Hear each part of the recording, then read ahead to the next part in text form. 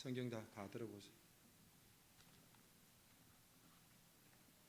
성경 다 들어보세요. 오늘도 퀴즈가 나가면은 성경을 가져온 친구들만 답할 수 있는 기회가 있습니다. 성경 다 들어보십시오. 나는 하나님을 믿습니다. 더 크게 합니다. 나는 성경이 하나님의 말씀인 것을 믿습니다. 나는 성경의 권위를 믿고 순종합니다. 나는 성경을 읽고 듣고 암송하겠습니다. 나는 설교를 통하여 주시는 하나님의 음성에 귀를 기울이겠습니다. 아멘.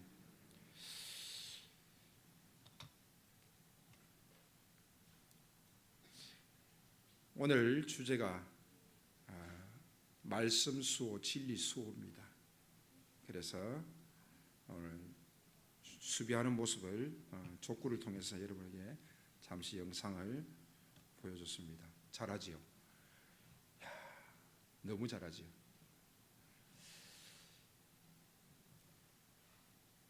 모든 부모는 자식을 사랑하는데 자기의 방식으로 자식을 사랑합니다. 많이 들어봤지요? 자녀도 부모를 사랑합니다. 그런데 자녀 역시 자기의 방식으로 부모를 사랑합니다. 자신의 방식대로 사랑한다는 것 어떻게 생각하십니까? 자신의 방식대로 인생을 산다는 것 어떻게 생각하십니까? 자신의 방식대로 신앙생활 한다는 것 어떻게 생각하십니까? 신앙생활의 기준은 자기 방식이 아닙니다. 내 중심이 아닙니다. 철저히 하나님 중심, 성경 중심이요 교회 중심의 우리의 신앙생활이고, 나의 방식이 우선이 아니라 성경이 먼저고 하나님이 먼저고 교회가 먼저입니다. 오늘도 우리는 자기의 생각과 방식보다 하나님의 말씀으로 살기 위해서 하나님의 말씀을 지켜내고 우리의 신앙을 지켜낼 필요가 있는 것입니다. 오늘 주제는 진리의 말씀을 어떻게 지켜낼 것인가, 나의 신앙과 우리의 교회를 어떻게 지켜낼 것인가, 이것이 주제입니다. 지켜낸다라는 것은 수비라고 생각할 수 있습니다. 하지만 지킨다는 것은 수비뿐만 아니라 공격입니다. 지금 러시아와 우크라이나가 전쟁을 하고 있습니다. 그들은 수비만 하지 않습니다. 이제는 우크라이나가 러시아를 드론으로 계속해서 공격도 하고 있습니다. 나의 신앙을 어떻게 지킬 것이며 우리 자녀의 신앙을 어떻게 지킬 것이며 우리에게 주어진 말씀을, 성경을, 교회를 어떻게 지킬 것인가. 수비만 하면 되는 것이 아니라 때로는 공격을 해야 됩니다. 가만히 있다고 되는 것이 아니라는 것입니다. 우리 어르신들은 나는 아는 것이 없어, 그렇습니다. 실제로 제자훈련을 받거나 성경에 대한 해박한 지식이 없습니다. 그러나 그럼에도 불구하고 그들은 신앙을 굳건히 잘 지켰습니다. 잘 지키고 있습니다.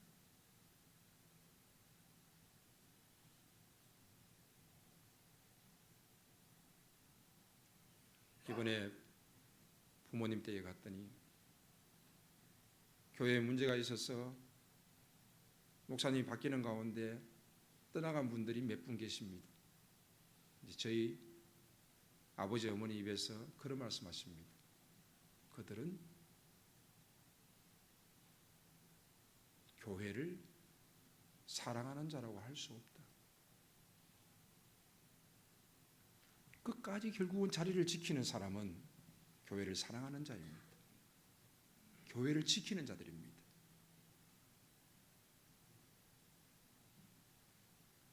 요즘 젊은 세대들 많이 안다고 합니다. 그러나 신앙이 희석되고 있습니다. 신앙을 잘 지키지 못하고 잘 전수하지 못하고 있는 모습들을 볼 수가 있습니다.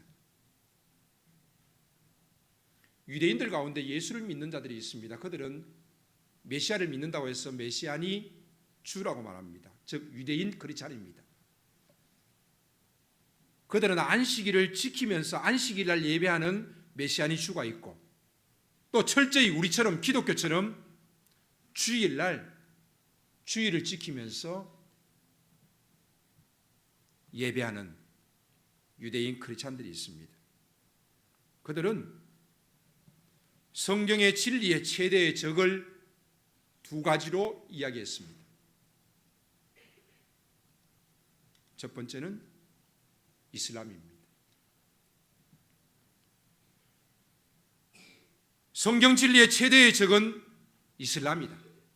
그들은 성경의 진리를 부인합니다. 예수 그리스도가 하나님의 아들이심을 부인합니다. 반기독교적, 반성경적입니다.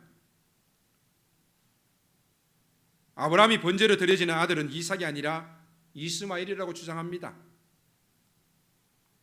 그들은 하나님 유일신을 믿으면서 그 하나님은 폭력과 야만적인 행동을 인정하신다라고 가르칩니다. 이슬람의 종말은, 그들이 마지막 이 땅의 종말을 맞이할 때 그들은 모든 유대인과 모든 기독교인들을 죽이는 힘을 가지게 될 것이다 라고 말하고 있습니다. 이슬람의 세력이 어마어마합니다.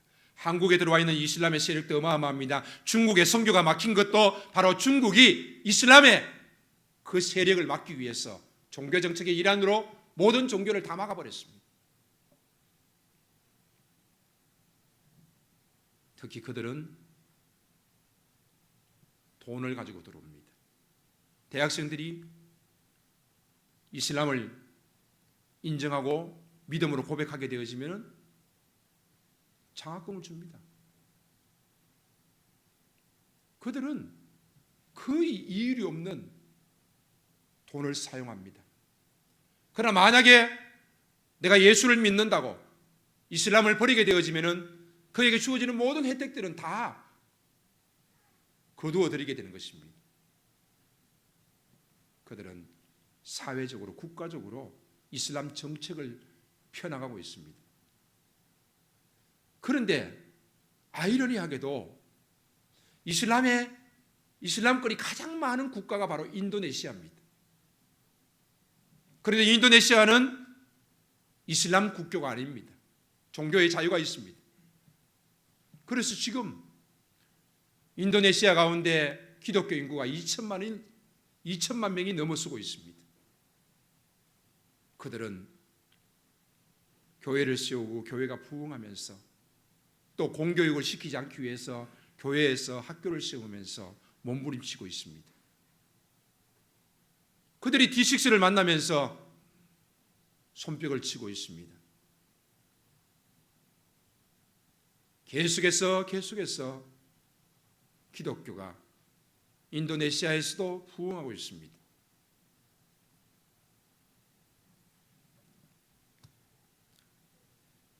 우리는 메시아의 주가 유대인 크리스찬들이 발표했던 것처럼 이슬람권에 대해서 경각심을 가질 필요가 있습니다. 그래서 총회에서도 이 부분에 대해서 많은 경각심을 가지고 많은 자료들을 내놓고 세미나를 하고 있는 것입니다. 두 번째, 유대인 크리스찬들이 성경 진리의 최대의 적은 바로 세속주의입니다. 세속적 상대주의라고도 하지요. 이 세속주의는 뭐냐? 자, 우리의 삶 속에서도 깊숙이 들어와 있습니다. 자, 자세히 보세요. 자, 눈은 저를 봅니다. 이 세속주의는 문화를 지배하면서 기독교 신앙을 평범하게 만듭니다. 하나님의 존재와 성경을 부인합니다. 모든 종교는 평등하다. 모든 종교는 진리다. 차이가 없다. 세상 사람들에게 귀에 쏙 들어올 말입니다. 모든 종교는 평등하다. 모든 종교는 진리다. 그들은 진화론에 건강합니다. 이들의 교묘함에 넘어가서는 안 됩니다. 차별금지법을 이야기합니다. 차별이 없어야 된다는 것입니다. 왜 인간이 차별이 있어야 되느냐? 없어야 된다는 것입니다. 얼마나 좋은 소리입니까? 남녀의 차별이 있을 수 없습니다. 성소수자의 차별도 있을 수 없습니다. 무슨 말입니까? 동성애자의 차별이 있으면 안 된다는 것입니다. 우리 인정해달라는 것입니다. 그러면서 남자와 여자가 부부가 되는 것, 여자와 여자가 부부가 되는 것, 남자와 남자가 부부가 되는 것, 차별하지 말라는 것입니다. 남자와 남자가 부부가 되어지고 여자와 여자가 부부가 되어지면은 그것을 인정한다라면은 그 속에서 자녀가 있겠습니까? 가정이 제대로 되겠습니까? 가정을 파괴하겠다는 것입니다. 한 개인의 존중만 있을 뿐이지 가정이 존재하지 않습니다. 더 나아가서 기독교 신앙을 파괴하겠다는 것입니다. 기독교를 타켓으로 삼고 그들은 평범이라는 차별이라는 단어를 사용하면서 기독교를 무너뜨리려고 하고 있습니다. 성경 진리의 최대의 적, 기독교의 최대의 적은 이슬람과 바로 세속주의입니다. 우리는 이 세속주의의 소리에 넘어가서는 안 되는 것입니다. 빌립보서 오늘 본문을 통하여서 하나님께서 우리에게 주시는 말씀은 우리는 진리 수호와 하나님의 말씀인 성경 수호, 또 우리의 신앙을 어떻게 지켜내야 하는지 말씀해 주고 있습니다. 빌립보서 1장 27절에서 바울은 신앙을 반대하는 사람들에 맞서서 힘을 합하여 함께 싸우라, 두려워하지 말라라는 것입니다. 싸우라는 것은 지키는 것만이 아니라 공격하는 것입니다. 빌립보서 1장 27절에 오직 너희는 그리스도의 복음에 합당하게 생활하라. 이는 내가 너희에게 가보나 떠나 있으나 너희가 한 마음으로 서서 한 뜻으로 복음의 신앙을 위하여 협력하는 것과 오직 너희는 그리스도의 복음에 합당하게 생활하라. 이 말은 합당하게 생활하라는 것은 시민 노릇하라는 말입니다. 시민 노릇하라. 이게 무슨 말입니까? 복음의 시민답게 생활하라는 것입니다. 빌립보 교회에 대해, 빌립보 도시에 대해서 먼저 조금 설명드리겠습니다. 이 빌립보 도시는 야만적인 도시입니다. 필립이 그 도시를 점령하게 되어집니다. 그리고 그 뒤를 이어서 알렉산더 왕이 그곳을 통치하게 되어집니다. 그러나 이 알렉산더가 강준서 목사님 보죠. 잠오면 일어나서 뒤로 가고. 오늘 새벽 기도 안 났잖아. 그지? 앞으로 목사님 봅시다. 자, 눈 뜨고 저 봅니다. 자, 이 야만적인 도시인데 알렉산더가 로마와 더불어서 전쟁 속에서 알렉산더가 패하게 되어집니다. 그리고 이 빌립보 도시는 로마의 통치를 받게 되어집니다. 로마는 이 빌립보 지역에다가 태역 장성들과 군인들을 집단 이주시킵니다. 그리고 이곳을 작은 로마로 만들려고 합니다. 로마의 식민지 정책에는 두 가지가 있습니다. 황제가 총독을 직접 임명하여서 파견합니다. 본디오 빌라도 황제가 유대 지역에 파견했습니다. 그런데 이곳으로 가는 관리들은 잘 안 가려고 합니다. 왜 그렇습니까? 두 번째는 로마의 원로들이 결정을 합니다. 윤리나 도덕이나 경제나 군사나 또 로마의 정신이나 이런 모든 것을 종합해서 어느 한 도시에 로마의 시민권을 부여합니다. 바로 이것이 빌립보 도시입니다.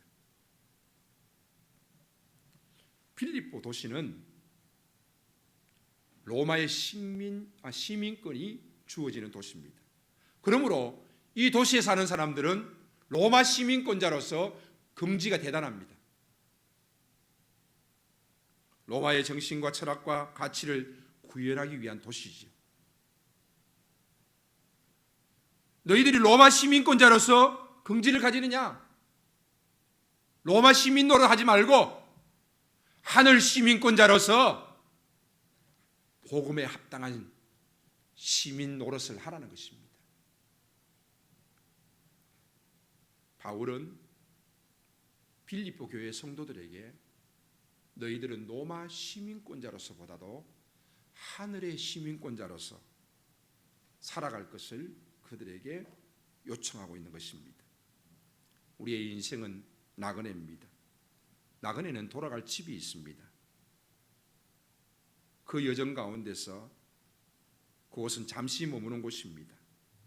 목적지를 향해서 가고 있는 것이 나그네입니다. 우리는 순례자의 노래에서 저 멀리 배는 나의 시온성 오 거룩한 곳 아버지 집, 바로 하늘 집이 바로 우리의 목적지입니다. 우리는 잠시 이곳에서 나그네 생활을 하고 있는 것입니다. 우리는 하늘 시민권자입니다. 하늘 시민권자답게 복음에 합당한 생활을 하라는 것입니다. 그 당시엔 로마 시민권자 상당했습니다. 미국 시민권자, 아니 한국 여권을 가지고 있는 사람들 지금 시대 속에서 어마어마하지요. 국력이 높은 여권을 우리가 가지고 있지 않습니까? 바울은 말합니다. 너희들이 로마 시민권자로서 삶이 아니라 하늘의 시민권자로서의 복음에 합당한 삶을 살아가라는 것입니다. 빌립보서 1장 27절 다시 한번 같이 한번 읽어봅니다. 오직 너희는 그리스도의 복음에 합당하게 생활하라. 이는 내가 너희에게 가보나 떠나 있으나 너희가 한 마음으로 서서 한 뜻으로 복음의 신앙을 위하여 협력하는 것과. 자, 여기에서 한 마음, 한 뜻, 협력, 이 세 가지 단어는 같은 의미인데 세 번이나 다른 표현을 쓰면서 강조하고 있습니다. 한 마음, 한 뜻, 협력, 즉 하나 된다는 것입니다. 바로 이것이 교회의 본질인 것입니다. 사단은 교회의 본질인 하나 되는 것을 공격합니다. 믿음의 공동체를 공격합니다. 그리스도의 몸된 교회를 찢으려고 합니다. 분열시키려고 합니다. 고린도 교회의 모습을 한번 보십시오. 고린도 교회의 가장 큰 문제는 무엇이었습니까? 바로 분파였습니다. 케바파, 바울파, 베드로파, 심지어는 나는 예수 그리스도파다. 바울이 만든 적도 없습니다. 베드로가 파를 만든 적도 없습니다. 자기들끼리 만들어서 분파를 지었습니다. 고린도 교회는 은사가 가장 많은 교회입니다. 은혜가 넘치는 교회입니다. 하지만 사탄은 이 은사로 말미암아서 서로 경쟁하게 만들었습니다. 자랑하게 만들었습니다. 너 왜 기도 안 하냐? 너 왜 방언 못 받냐? 은사와 은혜가 자랑이 되어집니다. 결국은 분파와 분열이 일어납니다. 하나 되지 못하고 찢어지게 되어진 것입니다. 아무리 좋은 은사를 가지고 아무리 많은 은혜를 받았다 할지라도 교회가 분열되어서 하나 되지 못한다면 무슨 일을 할 수가 있겠습니까? 이것은 곧바로 죄악입니다. 아담과 하와가 뱀의 유혹을 받고 범죄하게 되어집니다. 하나님처럼 되려고 했던 것입니다. 아담아 내가 어디 있느냐? 내가 벗었으므로 두려워 숨었나이다. 죄가 들어오면서 자신의 정체성이 깨어져 버렸습니다. 죄가 들어오면서 자기 속에 분열이 일어났습니다. 부끄러워 숨어버렸습니다. 죄가 들어오면서 그들은 핑계하고 책임을 떠넘깁니다. 저 여자가 주어서 내 뼈 중에 뼈요 살 중에 살이라고 했는데 그들은 하나였는데 결국에는 하나 되지 못하고 분열되어져 버린 것입니다. 이제는 책임을 떠넘기고 핑계하고 있습니다. 빌립보서 1장에서는 바로 한 마음으로 한 뜻으로 협력해서 하나 될 것을 이야기하고 있습니다. 당시에 전쟁이 일어날 때는 군대가 세 개로 나누어져 전쟁에 치러집니다. 제일 앞에 서 있는 부대, 좀 약한 부대입니다. 두 번째 서 있는 부대, 세 번째 서 있는 부대. 세 번째 서 있는 부대가 최고 강한 부대입니다. 강력한 부대입니다. 첫 번째 선 부대가 앞을 전진하다가 어느 순간이 되어지면은 3열과 2열이 바뀌게 되어집니다. 이때에 신속하게 바뀌어야 합니다. 또 어느 순간이 되어지면 2열과 1열이 바뀌게 되어집니다. 훈련되어서 서로를 도와줘야 합니다. 그래야지만이 생명을 지킬 수 있고 전쟁에서 싸워서 승리할 수 있게 되어지는 것입니다. 한 마음이라는 것은 당시 사람들이 스크럼을 짜는 그 모습을 이야기합니다. 한 뜻이라는 것은 일치되어진 마음, 통일성을 이야기합니다. 복음의 신앙을 위하여서 싸우기 위해서 이들은 협력해야 했던 것입니다. 1장 28절 봅니다. 무슨 일이든지 대적하는 자들 때문에 두려워하지 아니하는 이 일을 듣고자 함이라. 이것이 그들에게는 멸망의 증거요 너희에게는 구원의 증거니 이는 하나님께로부터 난 것이다. 무슨 일이든지 대적하는 자들 때문에 두려워하지 말라는 것입니다. 로마 시민권자로 있을 때, 로마에 있을 때 그들은 가장 안전합니다. 우리 한국 사람들 한국에 있을 때 어떻게 보면 가장 안전합니다. 하늘 시민권자가 하늘에 있을 때 가장 안전하지만 그들은 지금 세상 가운데 있습니다. 그러므로 세상에 그 모든 것들로 인하여서 두려움이 밀려올 수 있습니다. 그러나 너희가 이때에도 대적하는 자로 말미암아서 두려워하지 말라는 것입니다. 그리고 너희들은 그 세상 앞에서 하나 되라는 것입니다. 바로 하나 되는 것이 교회를 지키는 일이요, 우리의 신앙을 지키는 일이요, 우리의 말씀을 지키는 일이 되는 것입니다. 요한복음 17장 11절에 예수님께서 이렇게 말씀하십니다. 나는 세상에 더 있지 아니하오나 그들은 세상에 있사옵고 나는 아버지께로 가옵나니 거룩하신 아버지여 내게 주신 아버지의 이름으로 그들을 보존하사 우리와 같이 그들도 하나가 되게 하옵소서. 21절입니다. 아버지여 아버지께서 내 안에 내가 아버지 안에 있는 것 같이 그들도 다 하나가 되어 우리 안에 있게 하사 세상으로 아버지께서 나를 보내신 것을 믿게 하옵소서. 예수님께서도 우리가 하나 되기를 간절히 원하셨습니다. 하나 되어야지만이 교회를 지킬 수 있습니다. 세상과 싸워서 이길 수 있습니다. 빌립보서 2장 2절입니다. 다 같이 한 목소리로 한번 읽어보겠습니다. 시작.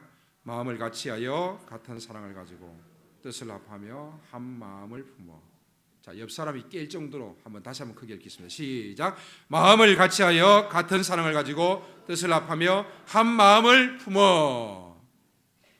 교회가 하나 되어지기 원하는 마음이 바울의 마음이요 예수 그리스도의 마음입니다. 가장 건강한 교회, 가장 아름다운 교회는 바로 하나 되어진 교회입니다. 어디에, 어느 지역에 얼마나 모이느냐, 얼마나 건축물이 아름다우냐, 얼마나 건축이 크냐, 그것이 아름다운 것이 아닙니다. 성경에서 말씀하는 교회는 하나 되어지는 교회입니다. 교회가 하나 되어져야 되는 이유가 무엇입니까? 가장 강력한 힘을 낼 수 있기 때문입니다.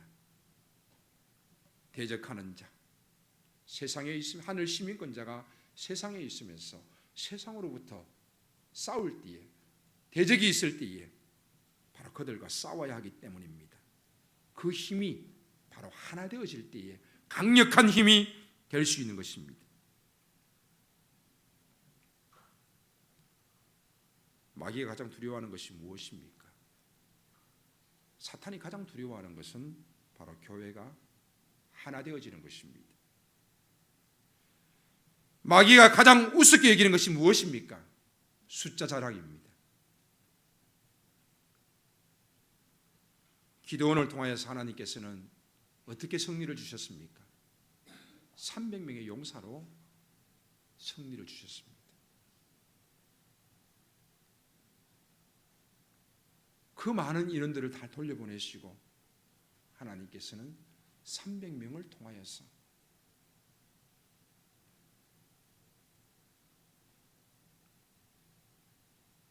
기도원에게 승리를 주신 것입니다.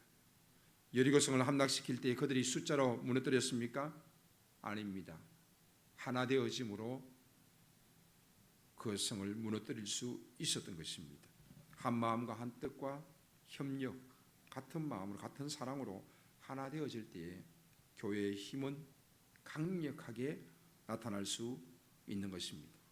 교회는 하나 되어져서 세상과 싸워야 합니다. 목사님, 우리가 왜 세상과 싸워요? 싸워야 합니다. 성경은 분명히 싸울 것을 말하고 있습니다.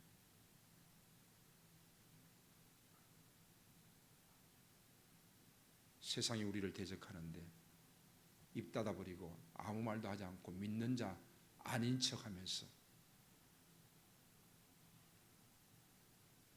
평화주의자처럼 그렇게 당하시렵니까? 교회는 하나 되어져서 복음을 영화롭게 해야 합니다. 그리스도의 복음에 합당하게 생활하라. 복음의 영광을 위하여서 하나 되어져야 하는 것입니다.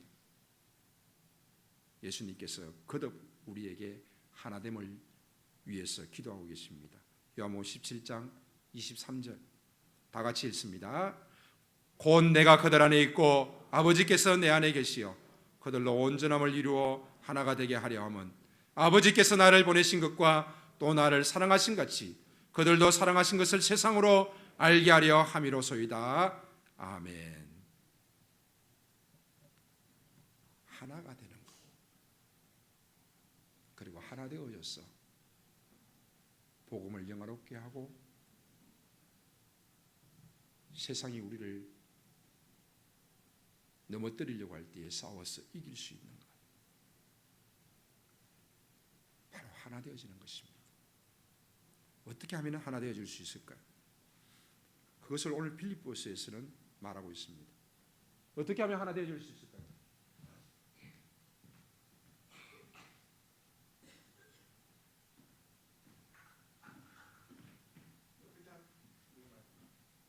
괜찮아요. 어떻게 하면 하나 되어질 수 있을까요? 오늘 보니까 핸드폰 보는 분하고 주무시는 분 5분 이상 되는 거예요. 자, 어떻게 하면 하나 되어질 수 있을까요? 하나 되어질 수 있는 거 어떻게 하면 하나 되어질 수 있을까요? 둘이 나누면 하나. 어떻게 하면 하나 되어질 수 있을까요? 한사가 그렇게 앉으면 나 허리 아파. 나중에 허리 아파. 지금은 괜찮은데 엉덩이 딱 대야 돼요. 허리 아파. 어떻게 하면 하나 되어질 수 있을까요? 대답 잘하는 용현이. 교회에서요. 수련회를 같이 가요. 수련회를 계셔야 됩니다. 이야, 학생의 수련회뿐만 아니라 전교인 수련회를 해가지고 하나 되어져야 되지. 하나 되어져야 돼. 또 어떻게 하면 될까요?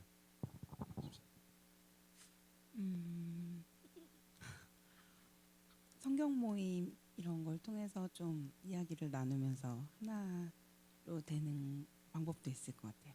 네. 그렇게 하면 허리 아파. 엉덩이 딱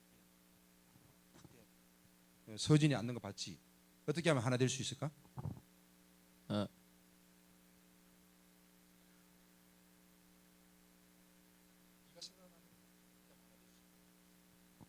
형하고 어떻게 하면 니하고 하나 될 수 있을까? 네. 교회가 어떻게 하면 하나 될 수 있을까? 모르겠어요. 모르면 하지. 양승환 집사님, 교회 어떻게 하면 하나 될 수 있을까요? 뭐 관계라고 생각. 양한성 어떻게 생각해? 어떻게 하면 하나 될 수 있을까? 저도 잘 모르겠어요. 이광우 씨 서로 사랑하면 될 것 같습니다. 서로 사랑하면 된다. 어떻게 하면 하나 될 수 있을까? 어떻게 하면 하나 될 수 있을까? 양하늘 집사님 어떻게 하면 하나 될 수 있을까요? 외부에 적이 있으면 하나가 될 수 있습니다. 외부에 적이 있으면 힘들고 어려운 일이 있으면은 하나가 될 수 있다. 외부에 적이 없을 때도 하나 돼야 되는데 어떻게 하면 하나 될 수 있을까요? 오늘 그것을 오늘 읽은 본문에서 말하고 있어. 수련회 하는 거 좋아요. 뭐 체육대회 하고 수련회 하고 같이 막 야유회 가고 막 서로 친해지고 막 그죠? 좋아요. 그것도 필요해요. 근데 오늘 빌립보서 2장에서 그것을 말씀해 주고 있습니다. 어떻게 하면 하나 될 수 있는지. 다음 본문 볼까요? 자, 같이 읽어봅니다. 제가 한 절 읽고 여러분이 한 절 읽습니다. 그러므로 그리스도 안에 무슨 권면이나 사랑의 무슨 위로나 성령의 무슨 교제나 긍휼이나 자비가 있거든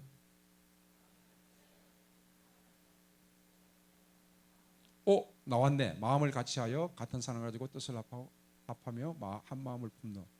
근데 이걸 어떻게 하면 될 수 있냐는 거지. 그 답이 나옵니다. 3절에 아무 일이든지 다툼이나 허용으로 하지 말고. 자, 이건 부정적인 방법이죠. 다툼이나 허용으로 하지 말고 오직 무엇으로? 겸손한 마음으로 각각 자기보다 남을 낮게 여기고 각각 자기 일을 돌볼 뿐더러 또한 각각 다른 사람의 일을 돌보아 나의 기쁨을 충만하게 하라. 즉 하나 될 수 있는 비결은 겸손입니다. 오직 겸손한 마음으로 오직 겸손한 마음입니다. 남을 나보다 낮게 여기는 것입니다. 오직 겸손한 마음이 바로 하나 되게 만들 수 있다는 것입니다. 교만함이나 허영이나 다툼을 가지고는 결코 하나 될 수 없습니다. 고린도 교회에 수없이 많이 주어진 은사들, 은혜들, 왜 너 은사 못 받냐? 왜 너는 다 받는데 너는 받지 못하냐? 결국에는 분열만 가져왔습니다. 남을 나보다 낮게 여기고 오직 겸손한 마음을 가질 때에 하나 될 수 있는 것입니다. 겸손한 마음, 이것이 하나 되게 하는 마음입니다.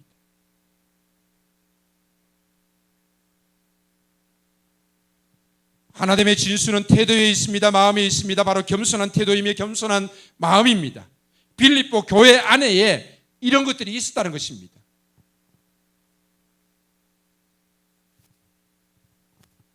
각 사람이 가지고 있는 겸손한 태도, 남을 나보다 낮게 여기는 겸손한 마음입니다. 세례 요한이 그는 흥하여야겠고 나는 쇠하여야 하리라 말하면서 그는 짧은 생애를 주의 길을 준비하면서 갔던 것입니다. 빌립보서 2장 5절부터 11절까지 말씀 봅니다. 한 절씩 교독합니다. 너희 안에 이 마음을 품으라 곧 그리스도 예수의 마음이니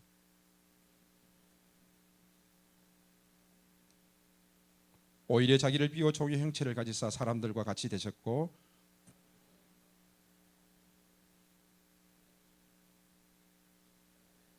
이름으로 하나님이 그를 지극히 높여 모든 이름 위에 뛰어난 이름을 주사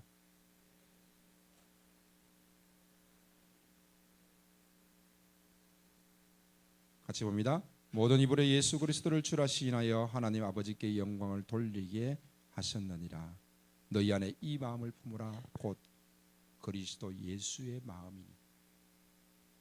우리의 겸손한 마음을 또 예수의 마음으로 표현해 주고 있습니다. 정말 남을 나보다 낮게 여기는 예수 그리스도의 마음, 겸손한 마음이 바로 한 마음과 한 뜻으로 하나 될 수 있도록 만들어주는 비결인 것입니다. 빌립보서 1장 29절 30절 말씀 봅니다. 그리스도를 위하여 너희에게 은혜를 주신 것은 다만 그를 믿을 뿐 아니라 또한 그를 위하여 고난도 받게 하려 하심이라. 너희에게도 그와 같은 싸움이 있으니 너희가 내 안에서 본 바요 이제는 내 안에서 듣는 바니라. 말씀을 맺습니다. 우리는 하나 되어졌어. 교회를 지키고 또 성경을 지키고 진리를 지키고 자신의 신앙을 지키고 우리의 가정의 신앙을 지켜 나가야 될 것입니다. 바로 이 하나 되어지는 비결은 겸손한 마음입니다. 하나님은 인간을 창조하셨습니다. 그리고 출애굽기 오면은 애굽에서 히브리 민족들을 구원해 주셨습니다. 그들에게 자유를 주셨습니다. 구원이 목적입니까? 자유가 목적입니까? 그렇다면 그들에게 광야 생활 40년이 주어질 필요가 없었을 것입니다. 40년 광야 생활을 이스라엘 백성들은 했습니다. 얼마나 고생되겠습니까? 어떻게 보면 애굽에서 있는 것 그 이상으로 고생되었을 것입니다. 그러나 이 광야 생활을 통하여서 하나님께서는 이스라엘 백성들에게 하나님의 백성들에게 가르쳐 주고자 하는 것이 있었습니다. 첫째는 하나님이 누구신가? 두 번째는 하나님의 백성으로서 어떻게 살아가야 될 것인가? 세 번째는 너희들이 가나안을 정복할 수 있는 군사로 훈련받는 것입니다. 이것은 군사 훈련이라기보다도 믿음의 훈련인 것입니다. 하나님이 우리와 함께 하시면은, 여호와께서 우리와 함께 하시면은 그 어떤 전쟁도 승리할 수 있다라는 그 믿음의 훈련인 것입니다. 이런 훈련들을 광야 가운데서 받게 되어집니다. 이제 그들은 가나안 땅을 눈앞에 두고 섰습니다. 그리고 하나님께서는 모세를 너보산에 올라가서 그 가나안 땅을 바라보게 합니다. 날씨가 좋으면 그 가나안 땅이 다 보인대요. 자, 보세요. 모세야, 이제 내 백성들이 들어갈 땅이다. 하나님께서 보여주셨어요. 그런데 모세는 눈도 흐리지 아니하고 기력도 쎄하지 아니하였는데 하나님께서는 모세에게 그 약속하신 땅 가나안을 들어가게 허락하지 않았어요. 모세를 하나님이 데려가셨어요.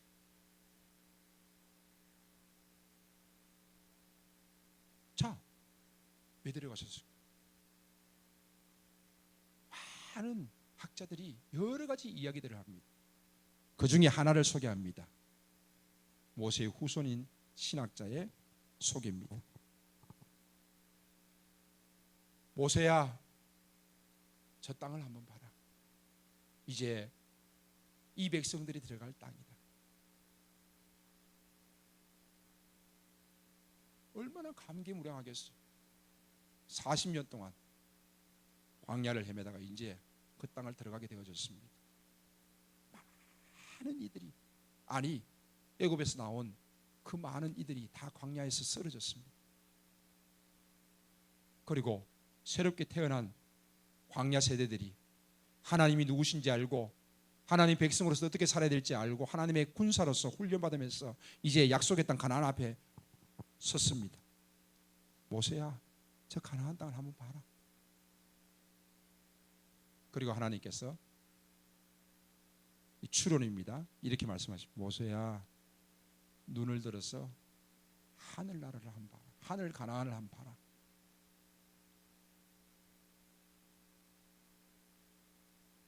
너 어디 갈래?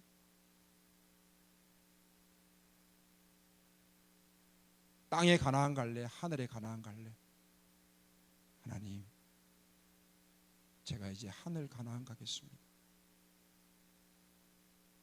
모세야, 지금까지 수고했다. 고생했다. 하나님이 모세를 하늘 가나안으로 데려가셨다. 이렇게 모세의 후손의 신학자가 이야기를 합니다. 광야 생활 가운데 하나님이 누구신지, 하나님의 백성으로서 어떻게 살아가야 될지, 가나안에 들어갈 수 있는 군사로 훈련되어지는 삶을 살아갑니다. 믿음으로 알고 믿는 것, 우리는 그 이상으로 믿음을 위해서 자신과 싸워야 되고 세상과 싸워야 합니다. 은혜 없이 진리만 말한다면 우리는 많은 것들을 잃어버리게 될 것입니다. 그러나 은혜만 전하고 진리를 말하지 않는다면 우리는 세속주의에, 세상의 문화에 휩싸이게 될 것입니다. 우리가 신앙을 위해서 싸울 때에 우리는 승리해야 합니다. 그러기 위해서는 하나가 되어야 합니다. 균형을 이루어야 합니다. 사람들은 성경 위에 상식이 있는 줄로 착각하는 사람들이 있습니다. 상식은 최고의 권위가 아닙니다. 내가 알고 있는 지식도 최고가 아닙니다. 성경이, 하나님의 말씀이 최고의 권위요, 그것이 진리요, 그것이 기준인 것입니다. 우리는 하나님의 말씀을 따라 믿음으로 살아가면서 세상을 이겨내야 할 믿음의 사람이요, 믿음의 공동체입니다.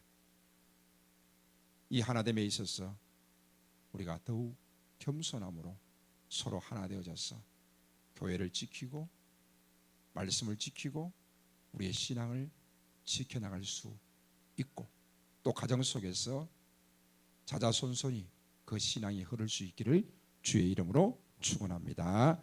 아멘. 살아계신 하나님 아버지, 고맙고 감사합니다. 이 시간 겸손함으로 우리가 하나 되어지게 하시고, 교회가 하나 되어짐으로 말미암아서 강력한 무기가 되게 하시고, 세상과 싸워서 이길 뿐 아니라 진리를, 하나님의 말씀을, 우리의 신앙을 잘 지켜나갈 수 있도록 은혜를 더하여 주시기를 간절히 바라옵고 원하옵나이다. 이 시간도 기도하기를 원합니다. 찬양하기를 원합니다. 주의 성령께서 말씀 붙잡고 찬양하는 주의 사랑하는 권속들 가운데 크신 은총으로 덧입혀 주시옵소서. 예수님의 이름으로 기도하옵나이다. 아멘.